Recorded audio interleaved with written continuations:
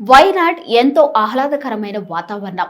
ఇప్పుడు అక్కడ చూస్తే ఆర్తనాదాలు వినపడుతున్నాయి. కొందరు నిద్రలోనే కనుమూస్తే మరికొందరు తప్పించుకోవడానికి ప్రయత్నించారు.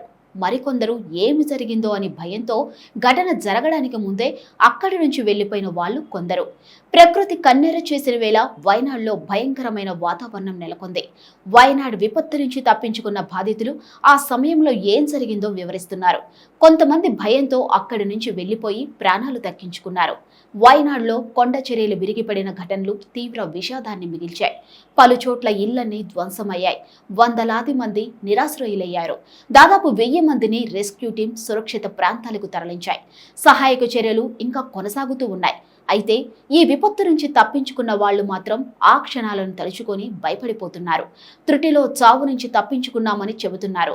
అయితే ఓ కుటుంబాన్ని మాత్రం వాళ్ళ భయమే కాపాడింది. ముందక్కైలో ఉంటున్న షకీరా భారీ వర్షాలు మొదలైనప్పటి నుంచి విపరీతంగా భయపడుతుంది.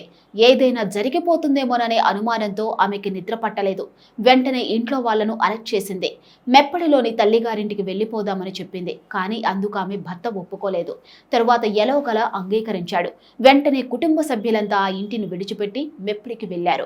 కొద్ది గంటల తర్వాత అక్కడ కొండ చర్యలు విరిగిపడి ఇళ్లన్నీ ధ్వంసమైపోయాయి. తన భయమే కుటుంబాన్ని కాపాడిందని ఆ మహిళ వివరించింది. ఇక బాధితుడు మాట్లాడుతూ, దాదాపు 2 రోజులుగా ఇక్కడ వర్షం పడుతూనే ఉంది. అప్పటి నుంచి నా భార్య భయపడుతుంది.